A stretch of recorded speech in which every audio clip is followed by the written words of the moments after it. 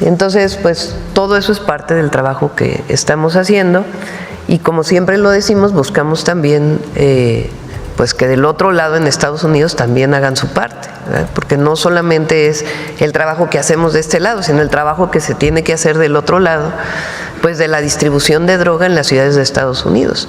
En la mañanera se encendieron las alarmas cuando una reportera reveló un explosivo informe que vincula al coordinador de los senadores de Morena, Adán Augusto, con un líder huachicolero, dejando a Claudia Sheinbaum visiblemente sorprendida.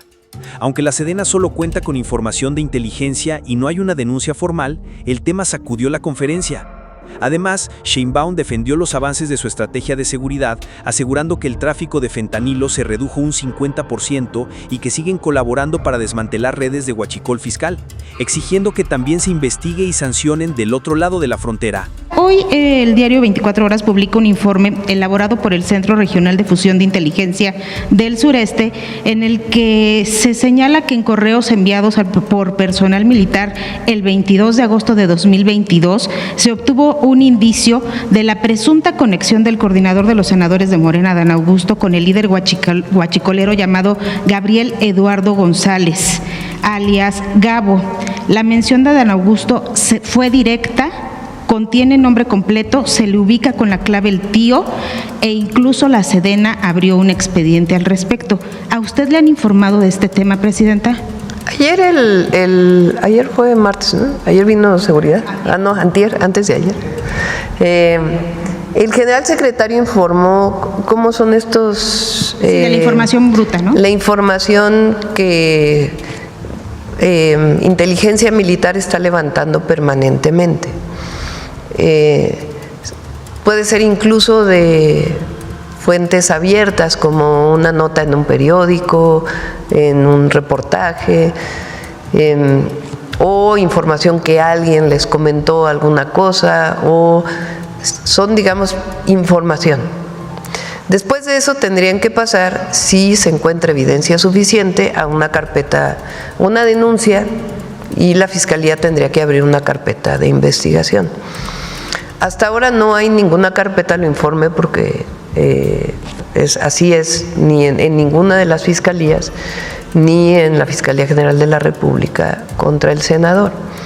Lo que hay es contra el que fue su secretario de Seguridad.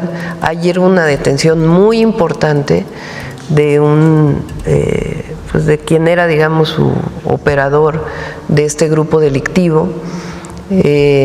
Paraguay hizo una detención también de un familiar y las investigaciones siguen abiertas. Pero en este caso lo que dices, no hay ninguna información que haya derivado en una denuncia particular, sino informaciones que se van obteniendo, como se dice, información bruta, que quiere decir que no está seleccionada para poder después, si es alguna evidencia suficiente, pues presentar ante el Ministerio Público o ante la Secretaría o ante la autoridad correspondiente.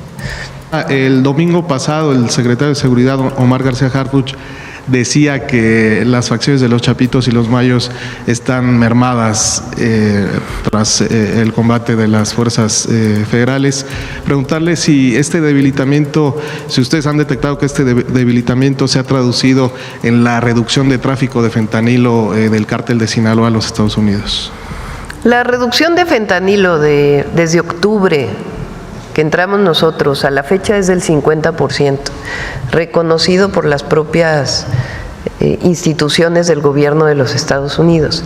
¿Qué quiere decir eso? Pues que se incauta más fentanilo en México y ya no cruza a los Estados Unidos.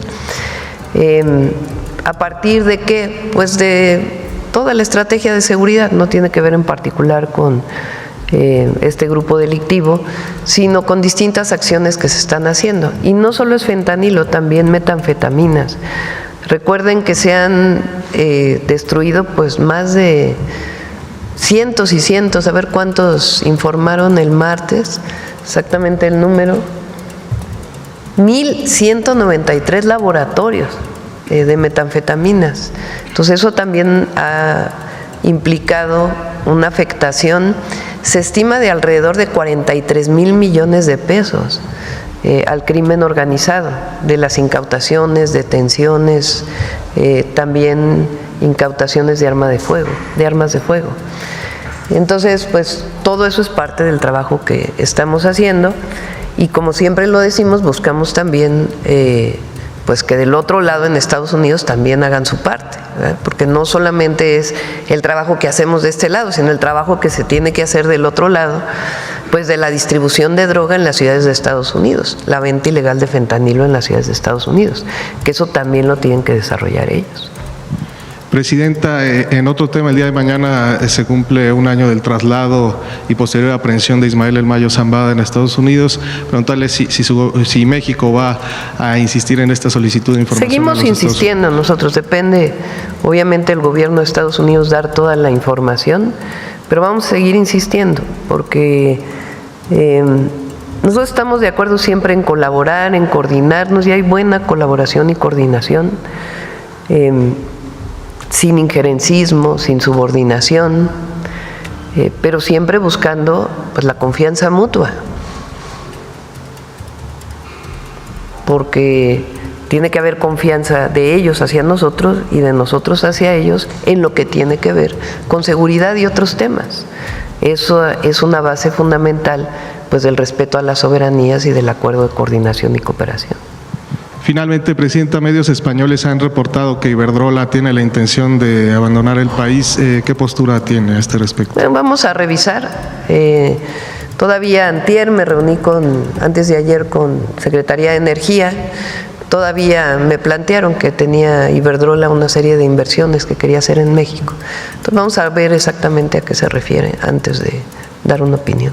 Quisiera preguntarle su comentario sobre lo que publicó ayer en redes sociales la Embajada de Estados Unidos respecto a huachicol fiscal, Presidenta. Sí, pues llama la atención bueno, hubo una serie de detenciones que se hicieron en Estados Unidos hace algunos meses o algún mes, pero lo que publica pues es la red del huachicol en donde está incorporado pues también el delito en Estados Unidos. Pues llama la atención, digo, porque a veces hay muchos funcionarios del gobierno de Estados Unidos que parece que todo está del lado de México, y siempre hemos dicho, nosotros nos encargamos y trabajamos para que no haya delincuencia y que no haya impunidad, pero del otro lado también tienen que hacer lo mismo. Siempre hemos dicho, ¿quién distribuye la droga en Estados Unidos? ¿Quién la vende? ¿Dónde están las detenciones? ¿Dónde está el lavado de dinero que se hace en Estados Unidos? Y en este caso lo que llama la atención pues es que ellos ponen la red en donde involucran refinerías en Estados Unidos.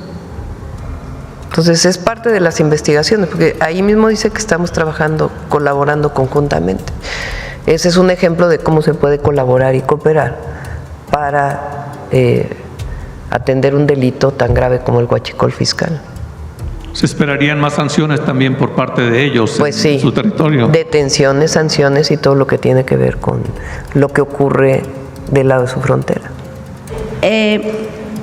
Hablando del tema de huachicol fiscal, quisiera preguntar si es parte de los decomisos. ¿Qué se hace con el huachicol decomisado? Apenas Harfuch, el secretario de Seguridad, dijo que se habían decomisado 15 millones de litros. En Tamaulipas se sigue decomisando. Creo que es parte del caso de Hernán Bermúdez. Y estaba leyendo exactamente el tuit de la embajada y dice que están colaborando México y Estados Unidos para detener el huachicol fiscal. ¿Cuál sería el objetivo? Y bueno, también sí es cierto que Estados Unidos pues a veces solo se fija en México y no hace su trabajo, pero en el caso de México, que se ve que se está trabajando en contra de este huachicol fiscal, ¿cuáles son pues los objetivos? A ver, primero habría que decir qué es eso del huachicol fiscal, para que se entienda. Digamos que hay dos tipos.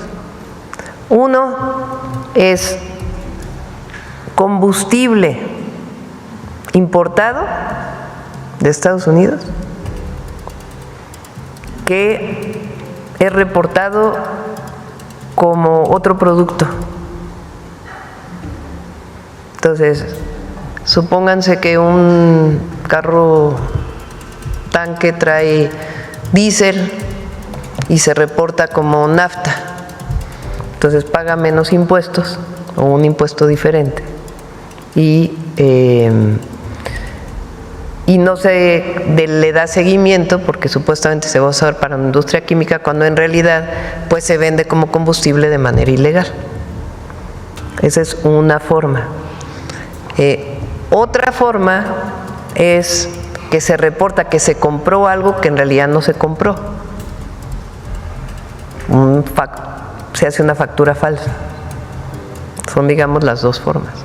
Cuando entra el combustible a México y se reporta que es menos combustible o se reporta como otra cosa que no es el combustible, ese es el que ayer salió en la Embajada de Estados Unidos. Pero incluso ellos lo ponen más, porque puede ser... Hay permisos de importación por parte de la Secretaría de Energía. Durante el periodo del presidente López Obrador se redujeron los permisos de importación y ahora se está haciendo una revisión todavía mayor de aquellos que tienen permisos de importación de combustible, de gasolina o de diésel o de algún otro combustible, gas avión, en fin, turbocinas, otro combustible. De esas empresas que tienen permiso de importación, si reportan que importaron otra cosa, pues entonces hay una sanción a esa empresa y además hay una investigación penal porque es un delito. Si hay una empresa que no tiene permiso de importación de gasolina, pero tiene permiso de importación de un producto químico, pero en realidad importó gasolina y no ese producto químico, pues también tiene su sanción. Entonces esas son las formas ilegales. Ayer la Embajada de Estados Unidos lo que publicó fue todavía algo mayor, que es petróleo crudo que sale de México, se va a refinar a una refinería de Estados Unidos y entra de manera ilegal a México.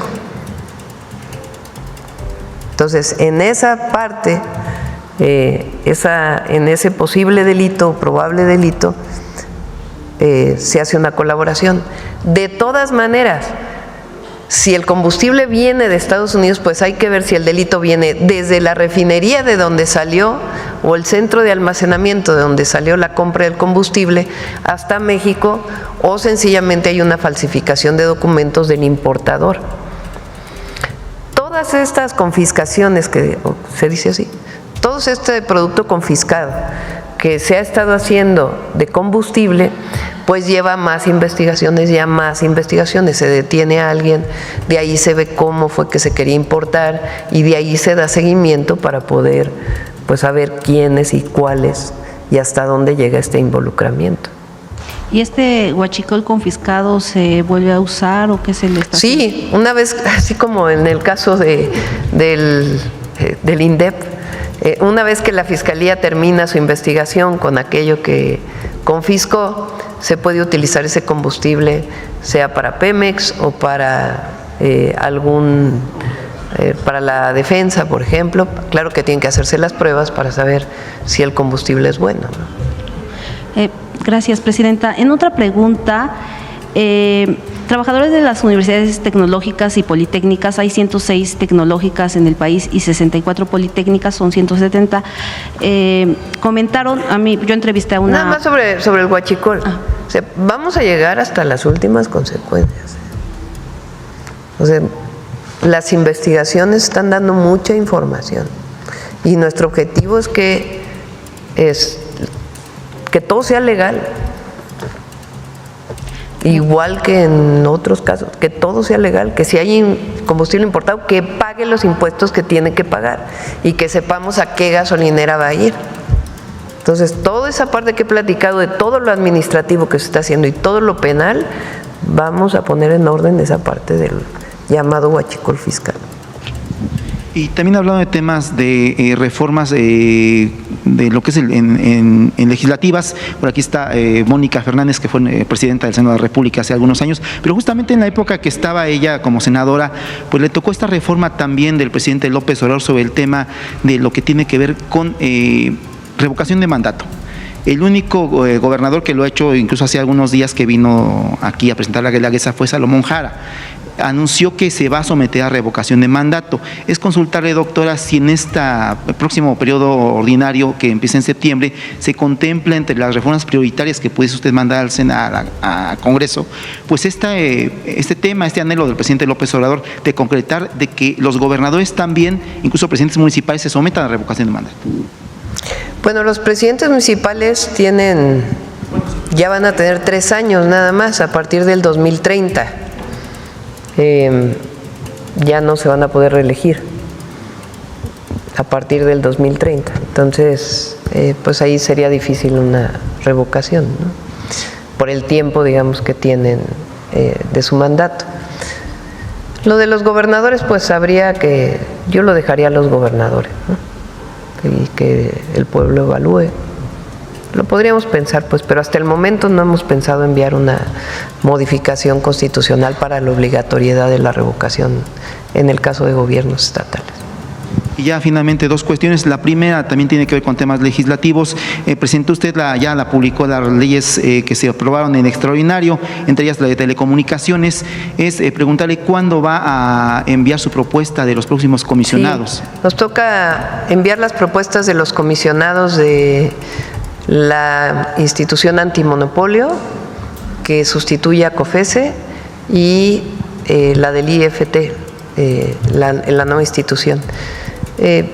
Recuerden que el Senado entra el 1 de septiembre, entonces cercano ya al 1 de septiembre ya estaríamos enviando las propuestas. Y ya para finalizar, aquí afuera hay unos defraudados de una empresa que creo que se llama Smart Plus o algo así, pero también es un caso recurrente desde que estuvo el presidente López Obrador. Hubo varias empresas financieras que le pedían, anunciaban ofertas para que ahorrara la gente. Está el caso de Came, que defraudó a 1.3 millones de personas, básicamente adultos mayores. Es consultarles si a través de la Comisión Nacional Bancaria de Valores le han entregado un reporte del seguimiento de esas empresas, si hay forma de meterlas en cintura, porque va aumentando. Digo, hoy está una aquí afuera. Se está revisando el fortalecimiento de la regulación bancaria en varios temas, en acuerdo con los bancos, pero sí es importante, y ya traeríamos al secretario de Hacienda para que pueda hablar de ella. Perfecto. Gracias, doctora. Bueno, vamos con Mujeres en la Historia.